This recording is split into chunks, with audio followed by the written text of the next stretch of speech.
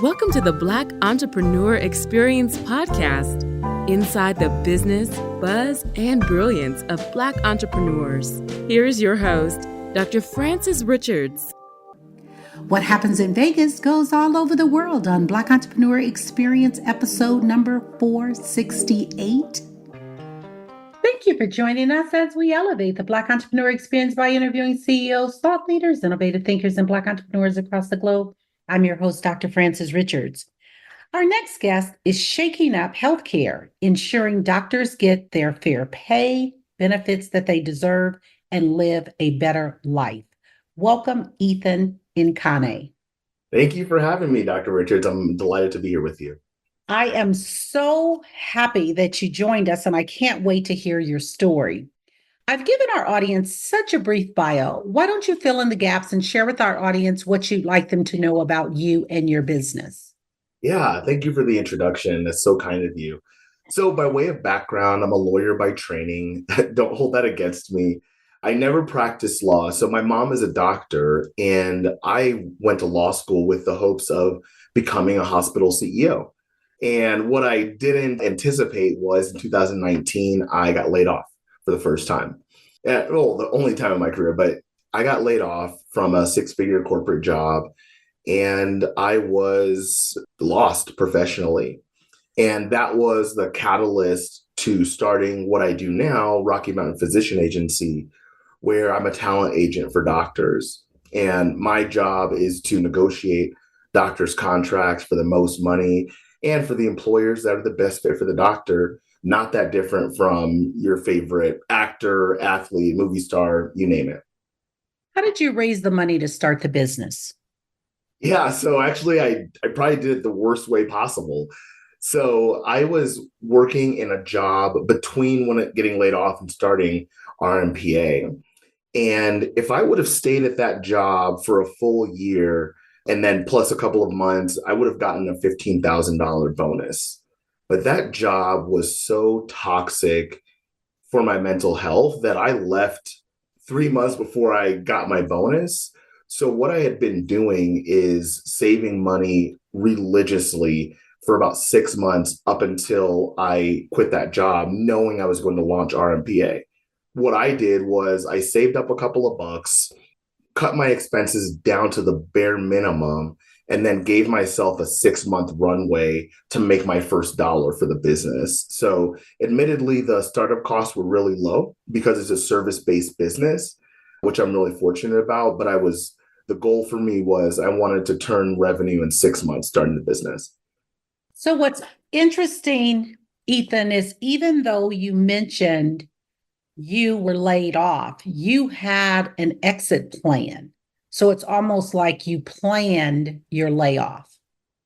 Well, I wish it was that simple, and I wish it was that elegant. That sounds really nice. I got laid off, and that was extremely unexpected and frankly devastating for my career. I didn't think I was employable, frankly, Dr. Richards. I felt like lower than the low when that happened.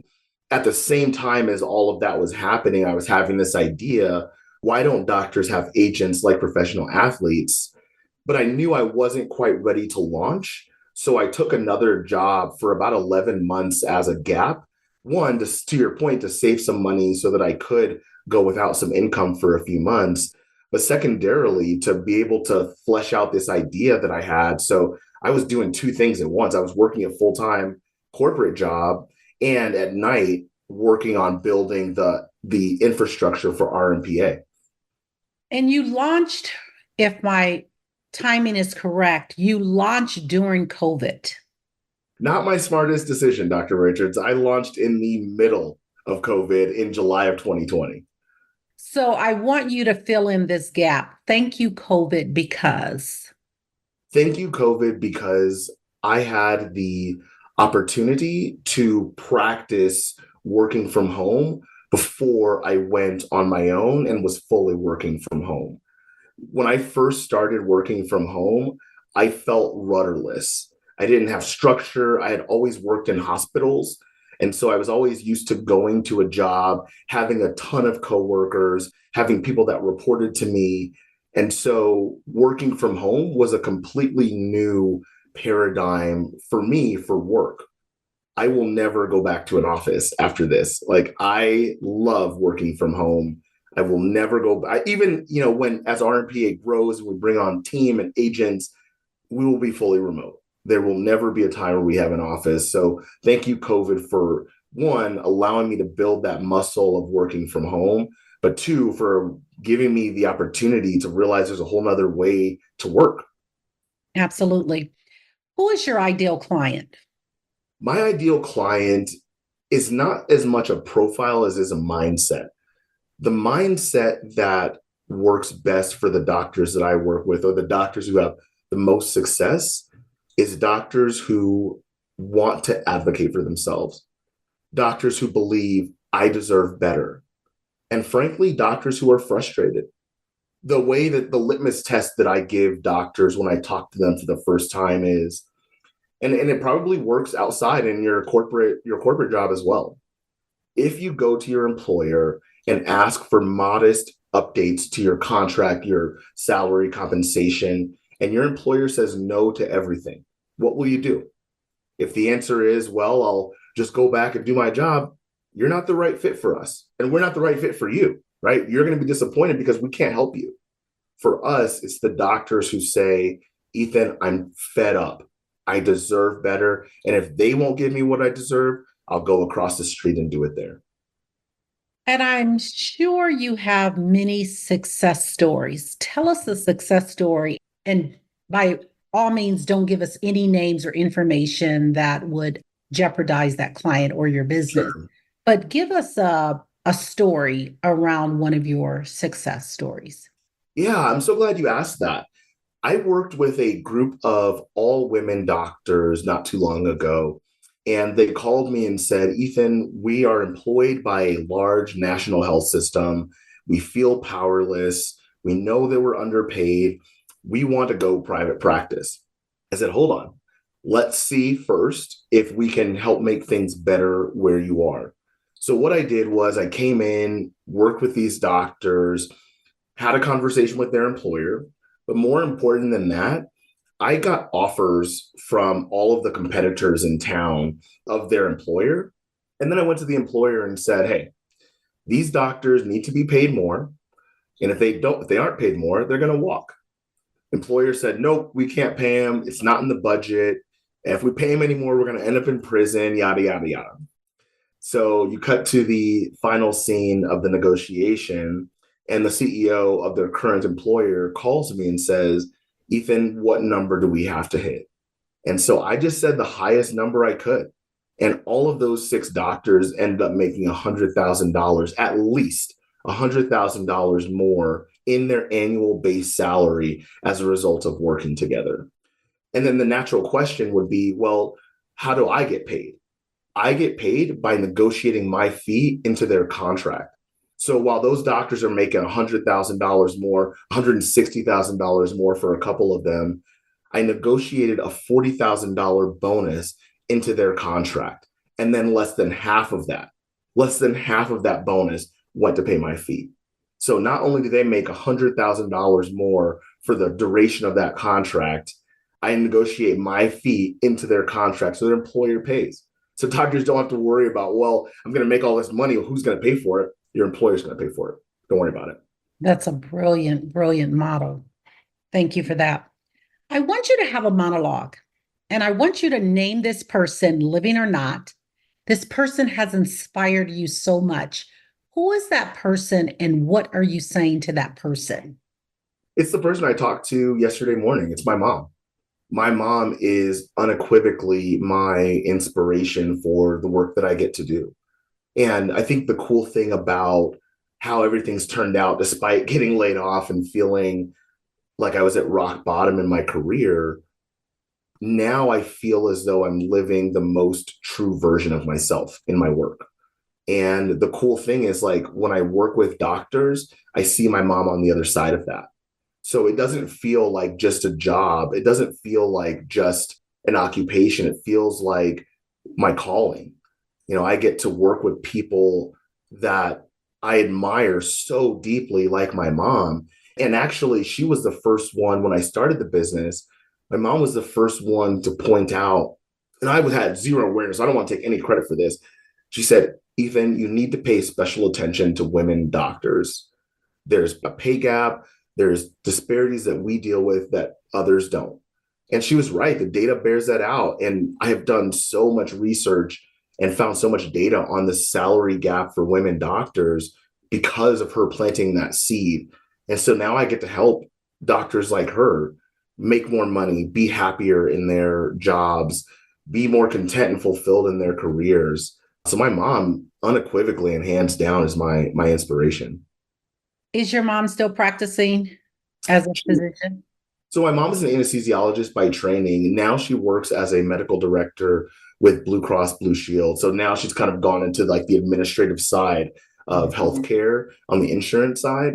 Talking to her yesterday, she's starting to plan her retirement process. So I expect that she's probably got about a year or so left in her career. But like I said, we talked yesterday morning about a video I'm working on for doctors. And I actually told her, I was like, hey, I'll bring you on if you want to help do some sales and recruitment for the business. But I adore my mom, and she is hugely involved in helping me shape what I do for doctors on a daily basis. Yeah, and what you're doing is really profound. It's a great service. And even when you talked about launching in COVID, I think even more so now, that's a positive. One, you were able to start the business and get your feet wet and understand the nuances, but even now you have a greater leverage because, and I'm seeing the state that I'm in, it's such a need for doctors. And so you have a great product that you're pushing or that you're serving, I should say, not pushing, you're serving doctors and they should be paid what they're worth. Yeah. And the benefits and everything and live a happier life, Exactly. better life. So thank you for the work that you're doing. Yeah. Thanks, Dr. Richard. That's kind of you. Ethan, who are your top two influencers and what lessons did they teach you? Ooh, that's a really good one. I would say I don't know if he would, if I would, I would call him an influencer in terms of my life, but John Acuff is an author who wrote a book. He's written many books, but the book that I first found of his, and I found others since that have been really inspirational, is called Start. And the reason that book was so inspirational is because I've always felt like I've had an entrepreneur trapped inside my body, but I've never really known, well, how was that going to manifest itself? And there was even a time in my career, Dr. Richards, where I palpably felt, is this all there is? Like where I just wake up, go to the same building, solve the same problems, have the same political fights with people at work every day. Like there's got to be more to life than this. And what John Acuff's book points out in Start is you don't have to quit your job and then, take a vow of poverty and bet on, you don't have to do that. What you can do is just start something today, start something small, even if it's one little thing. And for me, what that encouraged me to do was don't quit my six-figure job and try to make this business work. And then when it fails, I'm devastated that it didn't work out, but just start small. While you are in this six-figure job with a nice little foundation and safety net, take 2 hours a night and start planning RMPA. Get your LLC, start to build your business plan, build your fee structure. And then once you get to a point where you're confident and comfortable where you have the infrastructure, then you make the move. But I think so many of us get so stuck because it's this idea of like, well, I got to quit my job and put my family at risk. It's like, no, you don't have to do it that way. You can just start something today and start small and do it while you're doing your main thing until it's big enough to become your main thing. But I think we often get paralyzed by the idea that like, we've got to make these big grandiose changes in our lives. So John Acuff is the first. And the second is also an author, Angela Duckworth, the author of Grit. That was a hugely influential book for me when I started the business. And I think the cool thing is like when I started the business, I read a ton, but I didn't read anything about business. I read Rejection Proof by Jia Zhang. I read Grit by Angela Duckworth. I read Do Over by John Acuff. And I read everything that Brene Brown has ever written. So it was going back to what we were talking about the doctors, like it was mindset for me as opposed to like skill set, competence. Like I knew like there's people who are, someone told me this, and this was what encouraged me to quit my job. And I quit my job in November. So I started in July of 20, quit my job in November of 20, and then got my first check in May of 21. Someone told me there are people that are dumber than you doing better than you. And that was all I needed. I was like, all right, I'm done. I quit and I never looked back. It's been almost 4 years now. That's really a great quote. Yeah, I thought so. It got me to move. Yeah. Yeah. I'm going to jot that down. Yeah, absolutely. And you see it every day in business, in the workforce. So that's huge. I like that. And if I can also just share, Dr. Richards, this just popped in my mind for your audience. I just want to encourage them to find people that they can lean on through the process of being an entrepreneur. I don't want to assume what your experience is, but if it's anything like mine, it can sometimes feel lonely, isolating, or like you're trying like all these different things and nothing's working. And sometimes it's kind of nice to know like you're not the only one out there struggling to figure it out. And so I'll even offer myself, like if there's anybody who just wants a sounding board or someone to throw ideas at, like I'll be happy to listen. But I just thinking about you and I having this conversation, it's hugely valuable to me. And I hope it is to someone else as well. But I also appreciate like how lonely the journey can be. Advice you wish you had followed. Advocate for yourself. Advocate for yourself. Yeah. I felt like I didn't have power. I felt as though I had to take whatever I was given. And that's not reality. And if you don't advocate for yourself, nobody's going to. What problem, Ethan, exists in the world today that you would like to solve? Ooh, I want to solve, in my very small part of the world, I want to solve the gender wage gap for women. So, as I mentioned, there's tons of data about the gender pay gap for women doctors. That to me is like a point of focus for my practice. So, whenever we work with women doctors, we always overemphasize the disparities for their awareness, right? And because it's so vitally important for you to know the context that you're negotiating in. And so that to me is like of course, there's many things I want to solve, but that's the one that like, if I had any small part in pushing that boulder up the hill, I'd be really proud of that. What was that aha moment when you knew that you were going to be successful? I'll give you the aha moment where I knew this was going to be a thing because I didn't know I was going to work, but I knew this was going to be a thing and I would be here talking to you today about it. So after I got laid off, my then girlfriend, now my wife, got me a massage and said, hey, go take the day. You deserve it. You're devastated. You're frustrated. You need to take your mind off of everything. So I went to this local massage place and I was sitting in the lobby waiting for my turn. And I'm going to just show you. So you see this Top Doctors, that magazine? So that exact magazine was sitting on the table in that waiting room. And I was thinking, I wonder how much those doctors make. I wonder if they know how much they should make. Why don't doctors have agents like professional athletes? And then my whole body just like started buzzing. My mind started, I could not lay still during that massage. And after I got out, I immediately called my mom and I was like, why don't doctors have agents like professional athletes? And I ran back in. I was like, can I have this magazine? Took it. Now it's hanging up in my office. But that was the moment where I first had this thought, why don't doctors have agents like professional athletes? And that is the entire foundation of my business, is that doctors are like professional athletes in the respect that they spend their entire lives training to become elite in this one thing. Then they go pro, make a bunch of money. Athletes hire agents, but doctors negotiate their contracts by themselves for some reason.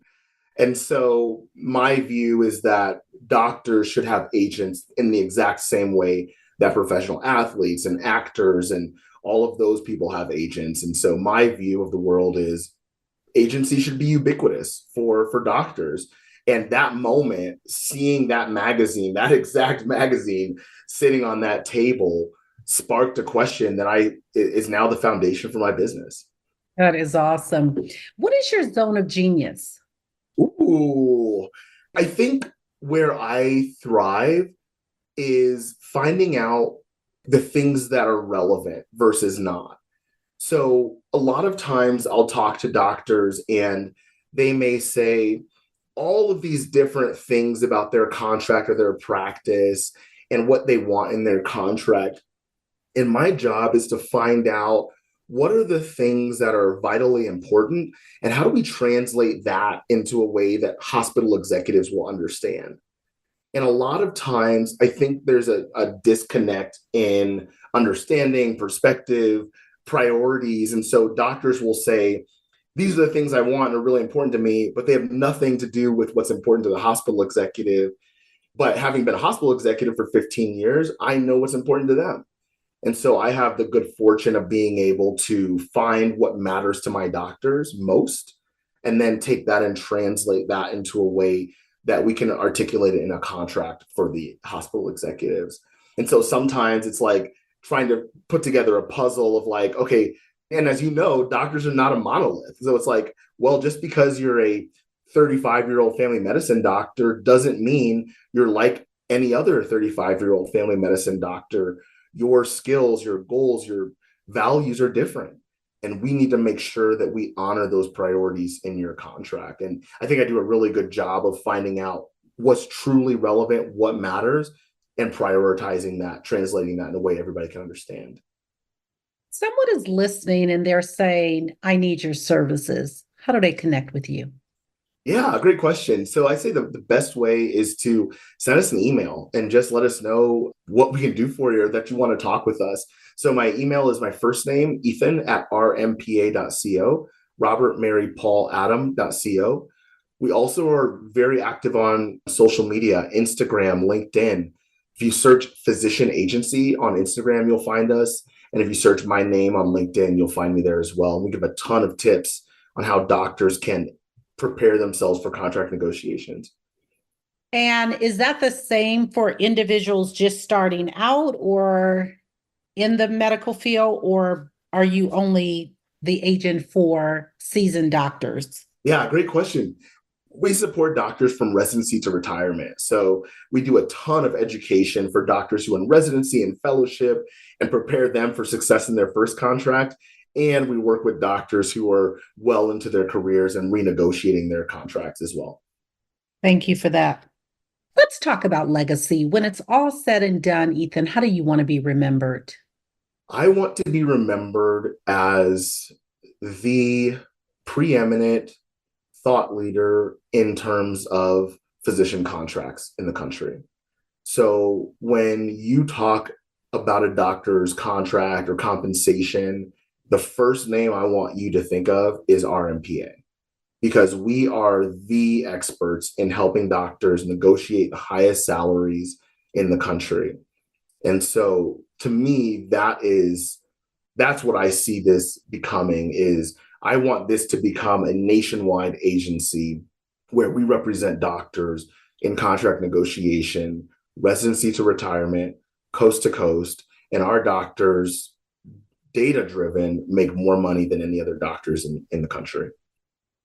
What do you need right now that you don't have, that you dream about most, that you need to move the needle forward? I need more inbound referrals. So we work primarily with financial advisors and medical device sales reps because those folks work with doctors. And then what they do is they refer their doctors to us, and then we help their doctors make a bunch of money. And then the doctors are super happy with their financial advisor and medical device rep. We need more inbound referrals. So doing podcasts, social media, email outreach. Those are all ways that we use to promote what we do. And it's all for the goal of like bringing in one, more eyeballs, and two, more inbound referrals. So I'd say that's the focus of our business in 2024. What is the best advice you have given as a leader? Don't do what I did. Don't follow my shoes.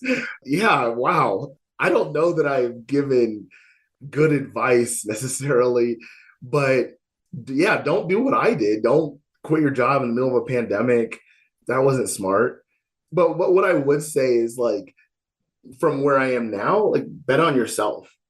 There's nobody else. If you're waiting for your employer, if you're waiting for your boss to like recognize how valuable you are or that you deserve a pay raise or promotion, don't hold your breath. And so and I'm not saying you have to take the big leap and go off on your own or anything like that, but you do need to prioritize yourself because there's nobody else that's going to do that in your career. And I think that's one of the things that has been a value of mine. So when I worked here in Colorado, I worked for an employer, a large health system. I was there for 6 years before I got laid off. Maybe this was the reason, but my salary went up 100% in those 6 years. And the way that I did that was I continually at regular intervals came back and said, hey, I'm ready for a new opportunity. And if you're not willing to give me that opportunity, I have an offer from another employer who is. Right. And so that allowed me to really leverage my skill set, my value, and advocate for myself to the point where like I started, I was underpaid starting out. I was making $70,000. But when I left, I had the same job title and all that. I was making 140. And I did that because I advocated for myself at the right opportunities in those 6 years. Talk about marriage and building a business. I got married as I've been building this. I got married 3 months ago, 4 months ago. And it's been fun. I absolutely could not have done this without my wife. And at the time I was doing all of this, she was my girlfriend and my fiance and now my wife over these 4 years that I've been building this. But I think the most significant part of our journey was that initial 6 months. It was that time where, so when I got laid off, we were moving in together that same weekend. So I lost my job as we were moving stuff into this house. And that in and of itself threw me into a spiral. If I would not have had her trust and support, right? Like I knew I had the money to cover 6 months of expenses, my share of them. But there were certainly times where she paid for an extra dinner or maybe paid more than her fair share of our household expenses because she knew I didn't have money coming in at that time. Right. And then, as things started to pick up and momentum started to gather a little bit, I started to see a light at the end of the tunnel. But there was certainly a point where I didn't know if this would work. And having her support, she never doubted. I told her, hey, I want 6 months to see if this can work. She said, you got it. That's it. There was no doubt or debate. She gave me the 6 months because she knew that I would honor my obligations during that time. And I did.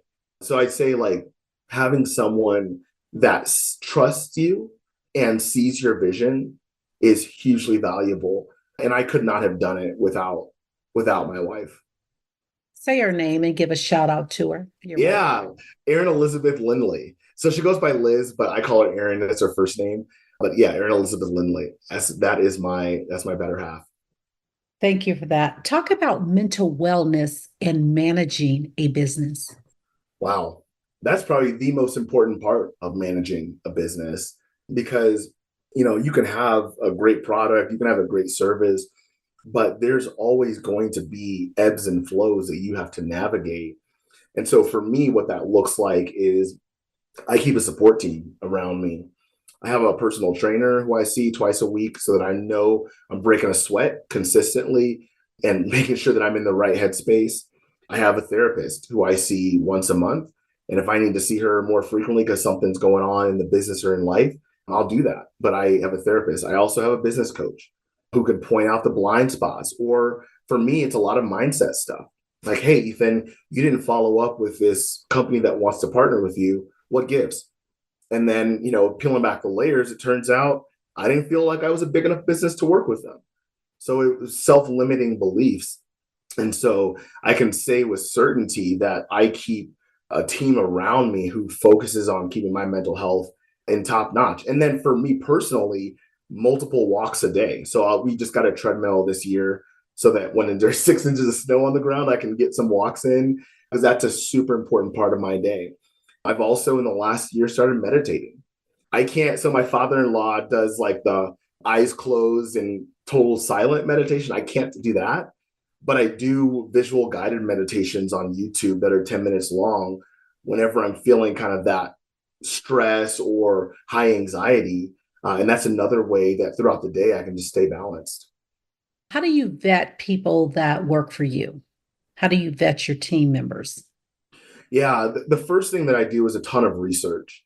As you can imagine, as a solo entrepreneur, my resources are very limited.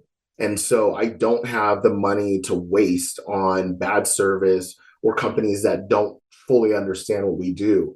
So I brought on a number of organizations, one to do some outreach on social media. I have an assistant. And the things that I'm looking for are people who are willing to be curious about what we do, how we do it. And what I love about working with my assistant is she always has ideas. And she says, well, hey, I noticed this. Maybe we should try this a different way, or maybe we should update the messaging on XYZ. And so I'm really fortunate to, one, have time to do the research and get to know these people, but two, to find out that they, one, have a desire to understand my business and have curiosity about how to improve. Hugely valuable for me. Ethan, what is your weakness as an entrepreneur? I think I'm the smartest person in the room. And so all of my ideas are amazing. And I think as an entrepreneur, that can be a downfall because it's just you only hear your own ideas. And then it's this echo chamber. It's like, oh, that sounds good. I'll try that. And so to counteract that, I brought in a coach who can point out my blind spots because I know that I will be stubborn about going a certain path because I think it's the right way. And I need people around me who have done this before who can say, hey, I've seen that before. I want to give you some perspective. And that to me is hugely valuable because I will think that my way is the right way and I'll go 100 miles an hour unless I have an expert in the room who I can trust who says, here's some other things to consider, which is hugely valuable. Let's talk about artificial intelligence. What is your take on it and how do you use it in your business? Yeah, hugely valuable. I use it every day. I use it multiple times a day. So for us, we mostly use it for content creation. So helping with writing, copywriting, things like that. But now, as you can imagine, and you see, like there's AI in video, there's AI in creating photos. And so I've started to delve. And actually, as you and I were talking before the call, I'm using AI for video editing. So I have AI software that will take an hour-long video, chop it up into 30 clips for me. And then I can take those clips and post those on social media. So for me, it's intensely valuable. Now, I know there's also the bookends to that. Like some people might think there's no need for AI because now there's no human to human interaction. And some people say that AI should replace a lot of what is done manually. I think the answer is somewhere in the middle. AI is a tool. Now, I think there's obviously nefarious applications to AI, which I haven't necessarily experienced or been exposed to. But what I use it for on a daily basis is for creativity. And it is hugely valuable. We have an entire inventory of social media posts, emails, all of these things, even chat GPT prompts that we use for the business that help us, and they save time and money, frankly. What is on the horizon for RMPA? Yeah, so this year, what I envision is we are going to go from, we went to six figures in year two. Now we're starting to set the foundation for getting to seven figures. We're putting some new programs in place. We just started a introduction bonus program where we pay people to send doctors to us who become our clients. We've increased our education. We're doing a ton more podcasts this year. So I envision that this year we're going to start to set the foundation for a 3-year runway to grow into seven figures. If you conducted this interview, what is the one question you would have asked yourself? I want you to ask the question and answer it. Wow. The question I would want to know is, why did you do it? Why did you do it? Why would you go off on your own with no certainty, no stability, when you could just be a hospital CEO potentially somewhere eventually?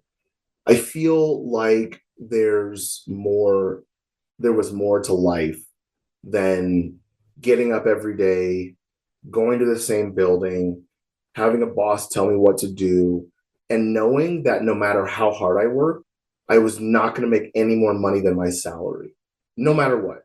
I could not wrap my head around that.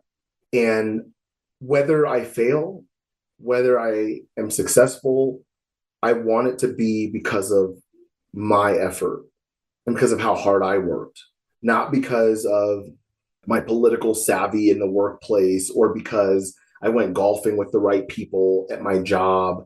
I want to add value and I want to be good at what I do. I want to be notorious for what I do. And to me, the way for me to do that is under my own banner. I felt like there was more to life. And I found now, 4 years in, there is. And I don't think I appreciated that before I got laid off. If someone wrote an autobiography about you, Ethan, what would the title be? Wow. Contrarian. That's what it would be. It'd be called Contrarian.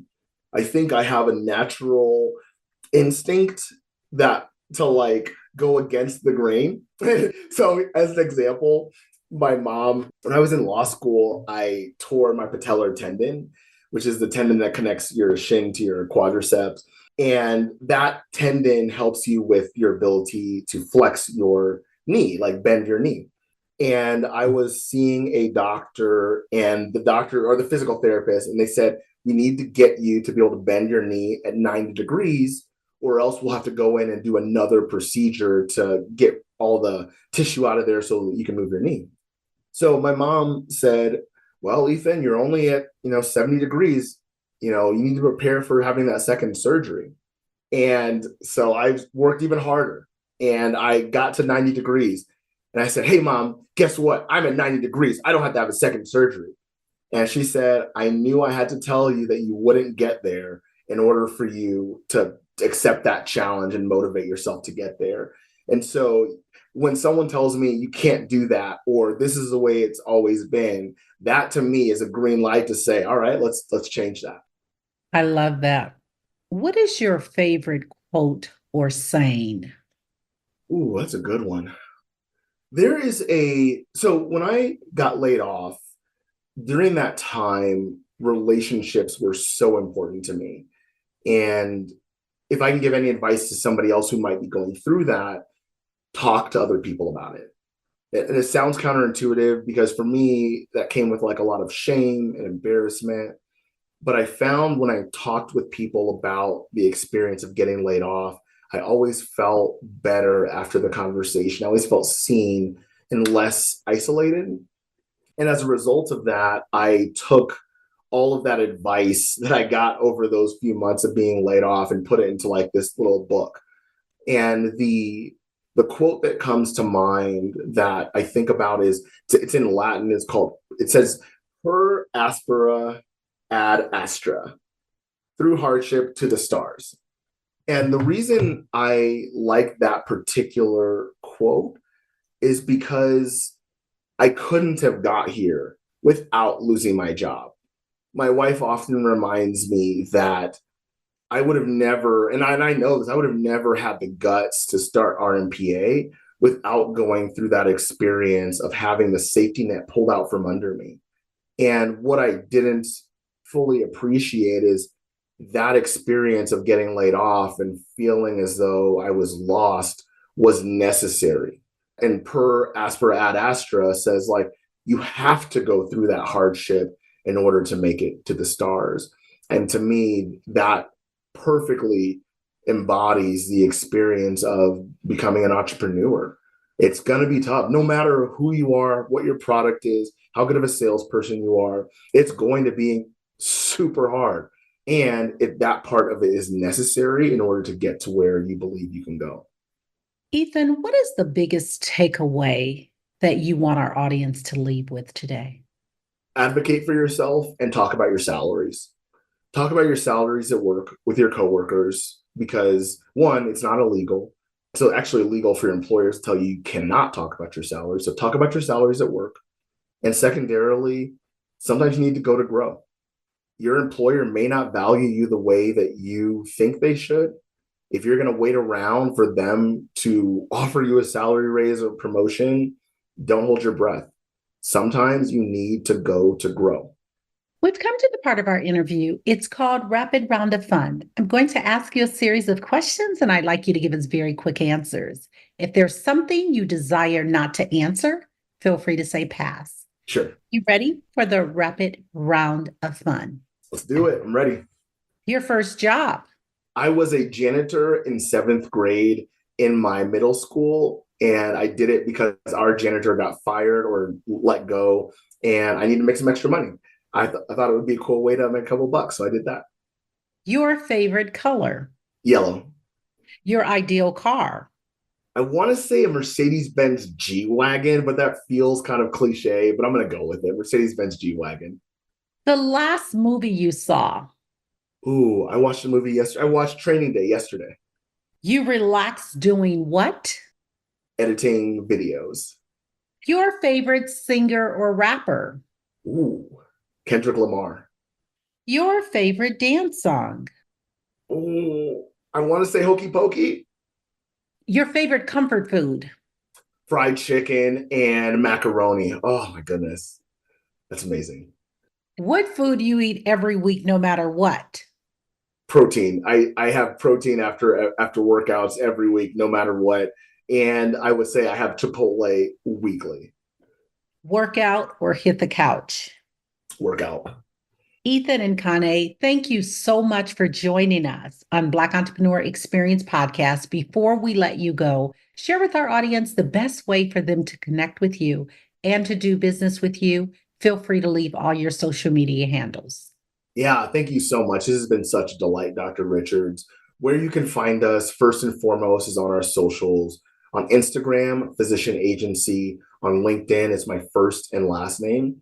And then we're also working on a YouTube channel as well to get all of our insights out there, which will be called Physician Agency as well. So you can find us on socials, and you can email me at firstnameethan@rmpa.co.